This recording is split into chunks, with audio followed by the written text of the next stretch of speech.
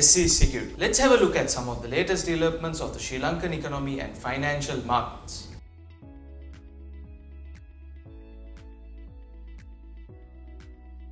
Japan resumed bilateral funding for development projects in Sri Lanka after finalizing an external debt restructuring agreement with the country's official creditors. The ambassador and senior representatives announced that Japan would provide around $75 million in the next 3 to 4 weeks to settle pending contractor bills, with approximately $1.1 billion in committed but undisbursed funds over the next 5 to 6 years. The resumption of funding is expected to boost critical infrastructure projects and ease fiscal cash flow pressures and support economic recovery growth in Sri Lanka. The Bandaranaike International Airport Development Project, only 10% completed, is particularly significant for enhancing Sri Lanka's tourism sector, trade and investment.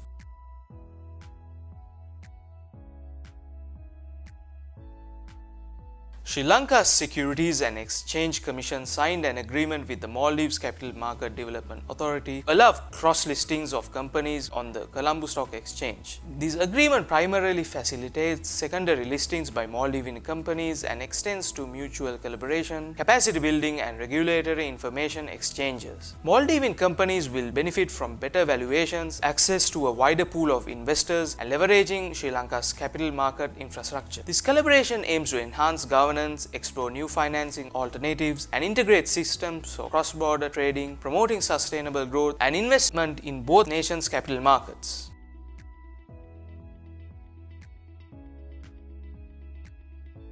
Sri Lankan consumers increased their credit card usage in June, with the total outstanding balance rising by 465 million rupees after a decline in May. The total outstanding credit card balance for the first half of the year reached 150.15 billion rupees, up by 2,152 million rupees. This rise in credit card usage aligns with a record high consumer confidence index of 36 points, reflecting increased economic optimism. The improved economic conditions, including lower inflation and interest rates, have encouraged consumers to spend more.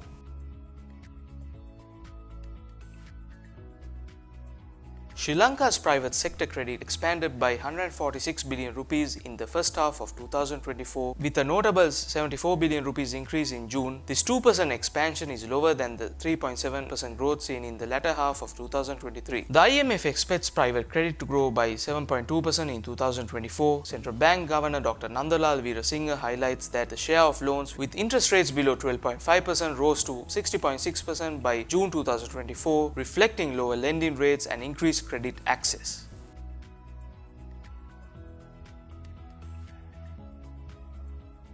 Sri Lanka's long-awaited global tourism marketing campaign has received approval, with the Ministry of Tourism allocating around 1 billion rupees for the year-long initiative. The campaign includes digital promotions targeting specific countries and aims to simplify the visa process for tourists. Additionally, the ministry signed an MOU with various departments to improve facilities for tourists, allocating 113 million rupees for infrastructure enhancements. Tourist arrivals from July 1st to 21st, 2024 stood at 127,925, with India being the top source market.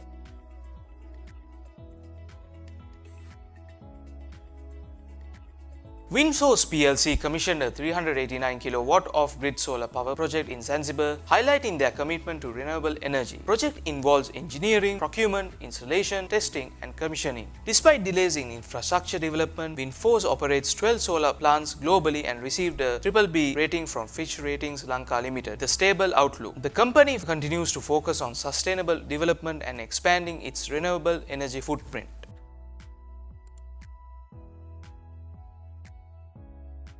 With the recent Treasury-bill auction, the 91-day T-bill rate stands at 9.14%, showing a decline of 41 basis points. The 182-day T-bill rate stands at 9.34%, showing a decline of 44 basis points, and the 1-year T-bill rate stands at 9.95%, showing a decline of 12 basis points. Let's take a look at this week's Colombo Stock Exchange market status.